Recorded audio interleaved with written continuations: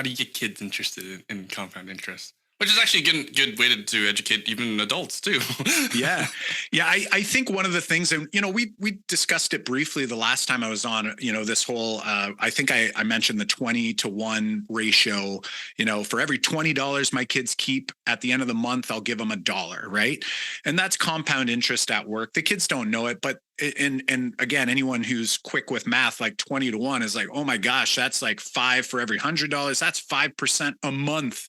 Not a smart investor move on my part, but I did it intentionally because the more dramatic you can make the pattern and the shrinking of the time, if you can make the time shrink all the way down, that's another piece. So for example, in the classroom, what we do, and I can't remember if we talked about this or not, but I did talk about it with the guys on Invested Teacher was, I used to mention to students, I'd say, listen, what would you rather have? Would you rather have $10,000 now, or I'll give you a penny today, I will give you a penny doubled tomorrow, and we'll just keep doubling. So on like the third day, I'm going to double that 2 cents to 4 cents.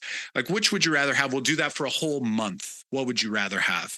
And like a lot of kids are going to be like, I'll just take the $10,000, like a penny, they do it like for 10 days in a row, and they see like the pennies, that's like only a few bucks. It's not even a big deal, but it's like later in the month that they start to see like this compounding really happens. So if you can make it extreme, and if you can shorten the time span, because the problem is, and this is the problem I think adults have, when you stretch out the time horizon so much, and then you also make it less dramatic, because like when you do penny a day double, that's 200% per day. So that's dramatic, like that's dramatic growth. And the time horizon is only over 30 days instead of 30 years, right? Or 60 years, or whatever your time horizon is.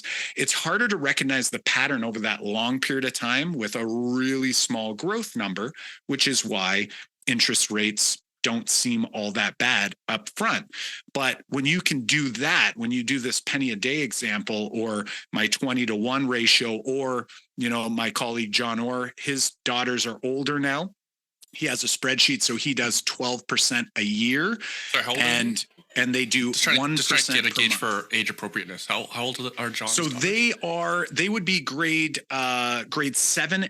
His twins are grade 7. His oldest daughter's in grade 9. So my kids are grade 5 and grade 3. So the younger they are, the more concrete mathematics research would suggest. So for me, I kept it not in an account. We just opened accounts for our kids because they were begging for them, because all their friends have accounts. And we had jars because I wanted them to have bills, not only for counting, right, but also they can pull it out and they can see $20 bill. I'm going to give you a loonie for that $20 bill, a loonie for this $20 bill. And, well, here's a $100 bill from your birthday from so-and-so.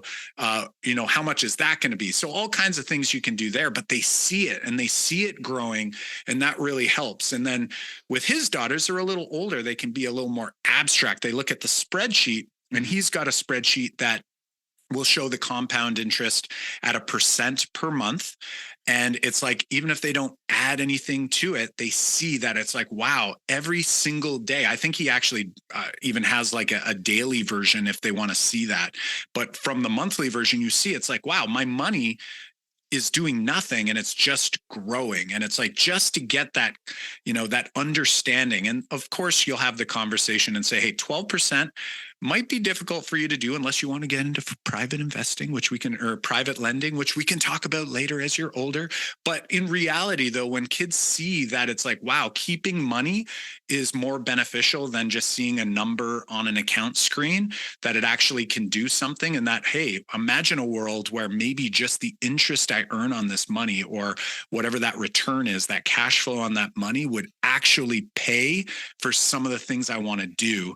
And I'm not getting to that seed capital. I'm not getting to that principal amount that's going to like just continue to print money for me. And that's something that I don't think we do enough of in school. And I'll be honest, feel like most educators actually don't have that knowledge to be able to share, right? If you don't know it yourself, if you're not comfortable and confident with it yourself, it's really hard to try to help more students understand as well. So it's definitely an area that I think's of utmost importance for our kids. Love this. Okay, so I have some geeky questions. Like the term "what gets measured, what gets done," but how do John's daughters see the spreadsheet? Is he printing it or? Oh, good question. I think it's to be honest, knowing him, I don't know the answer, but I'm going to guess it's probably just a Google sheet that he has shared with them.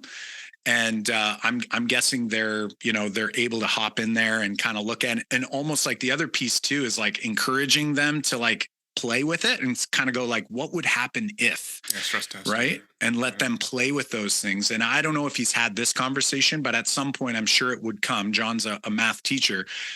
He'll probably say like, hey, imagine if the rate's this, or imagine if you're compounding instead of monthly, like what happens if it's daily? Like you start to see, oh my gosh, like the more often you compound, like this is something you might do in a grade, 10 or 11 class. And it's like, these kids are seeing it in a different light because it's not just something to do and check off the list. It's like, they're kind of living the experience. So definitely something worth doing.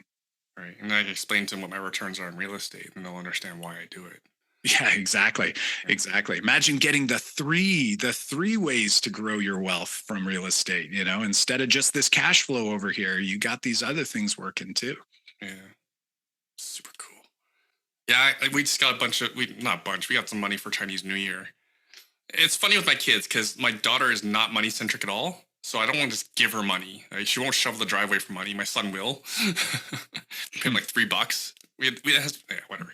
So then at least with him, we're able to quantify what something costs in terms of driveways shoveled. Totally. Right? I love that. I want a donut. Okay, that donut is the equivalent of you shoveling the driveway. Is it worth it? Right.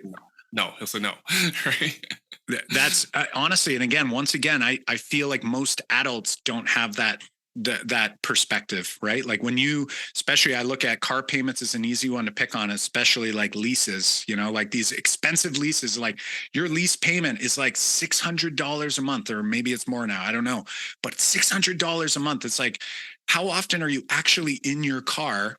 And, how happy are you when you're in the car, right? And is that really worth it to you? Or imagine if you could retire earlier because you chose not to buy that car, that more, an expensive car or whatever it might be. And when you do that, that's, we call it proportional reasoning, right? This idea of being able to actually think about two quantities changing in tandem. Now, this is kind of maybe going a little too deep for the audience, but really it is an area where most kids fall off the rails in mathematics. So it's like students who are able to understand proportional relationships and proportional reasoning, they tend to be able to continue on down that path. But for those who struggle there and they think additively instead of multiplicatively, that is a major sort of, we'll call it like a get off spot for kids in mathematics. So if you're like that person who never got math, quote unquote, like that may be that sort of land where you sort of fell away. But when you can quantify that, hey, every driveway is worth this many dollars, and now you can say how many driveways does it take you to buy that over there? You've now got these different varying quantities that are all going to scale in tandem. It's like every driveway, the dollars go up, and I got to get to essentially you're solving proportions, but you're doing it through reasoning instead of sort of like an algorithm or a calculator.